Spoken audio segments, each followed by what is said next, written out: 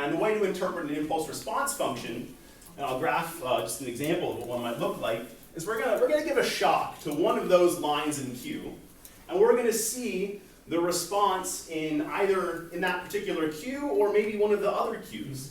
And we're gonna see how that responds through time. And this gets at this dynamic this dynamic approach to modeling this. So, and we can do the same for the exogenous variables. The exogenous variables were the money supply and the risk-free rate. We can look at how those things affect all those Qs over time. So what we do is we're going to increase the value of an exogenous variable for a period, and we're going to see the response in everything on the left-hand side. So there's a lot of really interesting questions we can use this for. The first question would be, are people using coins attained at these exchanges for transaction activity? Because we have this ledger that gives us, again, it's a perfect recollection of all the transactions that have occurred since the beginning of this system. So it should be that if they're using the coins that they buy at exchanges, it should be that we should see a response in transactions. We should see an increased number of transactions. And when you do this, I have over here the hot transactions page, and this is the cold transactions side. These are those impulse response functions. So what we did here was at time 0, we created a shock to the exchange innovation. And then we're going to look at what happens to the transactions to the top 100 wallets as a result of that shock. How do you create a shock? It's a statistical method. You literally just generate a random, it's not a random number.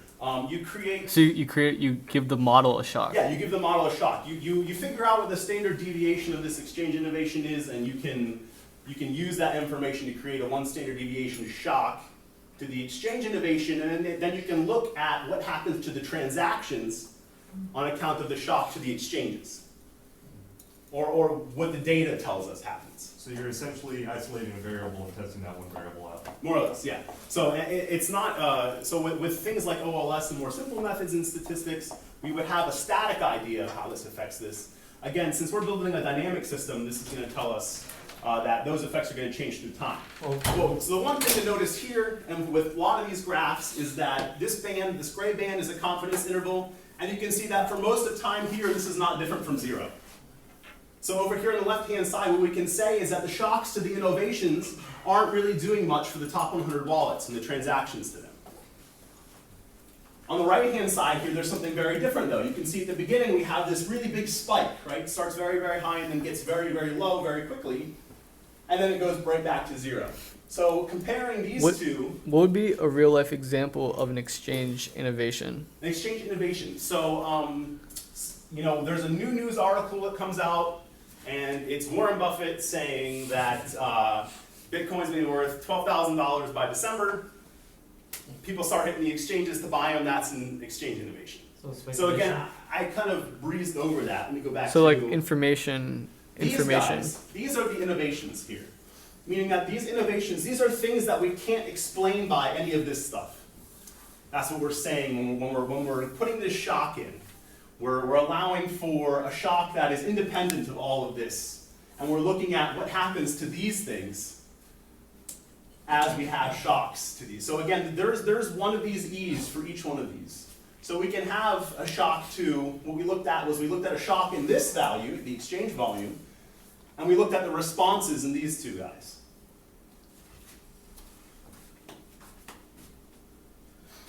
So pretty much like speculation.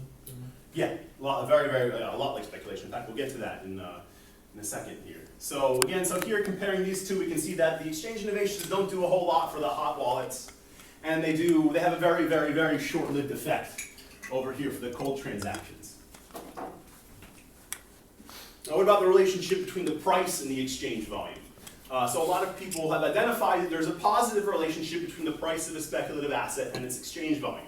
So we can look at the same thing. We can say, okay, if we shock the price in some sense, are we going to see an increase at the exchanges?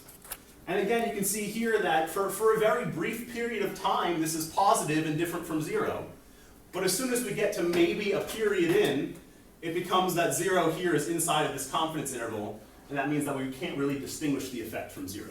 What we're looking for in general with these is we're looking for this gray band to be completely different from 0. It can't have 0 in it anywhere. So, and hopefully we'll see a few where that exists. So you can see here for the beginning, we have that this is distinguishable from 0, but for a very, very short amount of time. So a question, I'm sorry, what's your question one time was speculative, right? You asked, yeah, how are people speculating with this? And this kind of gets at that. So the question here is, as the money supply expands, is it being distributed to new entrants to the Bitcoin community? So is it, we're going to look for, as we increase the money supply, are we going to see more transactions to hot wallets or the cold wallets?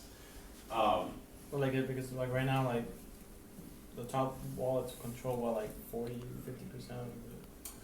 I don't know. I have no idea. Can that first question be like re-asked in like a more like a politically controversial way by like talking about like wealth inequality? So like as money supply expands, is it being evenly Well, you can't say it. Again, so this is, yeah, that's true. That's true. and we're going to try to keep things not Right. political at all, right? And that's a very important note that you guys that are starting to learn economics. There's positive economics and normative economics. Normative economics is subjective and value-based stuff. We want to make positive arguments, things that are fact-based and objective. So here I'm making we're asking a positive question. We're asking, are these new coins being distributed to the entrants in the community? So we're going to look at something that's almost the same as an impulse response function. In fact, we'll just call it that so I don't have to explain the difference. And here you can see that we have the same pattern that we had before. That as we increase the money supply, that money supply is not hitting the exchanges.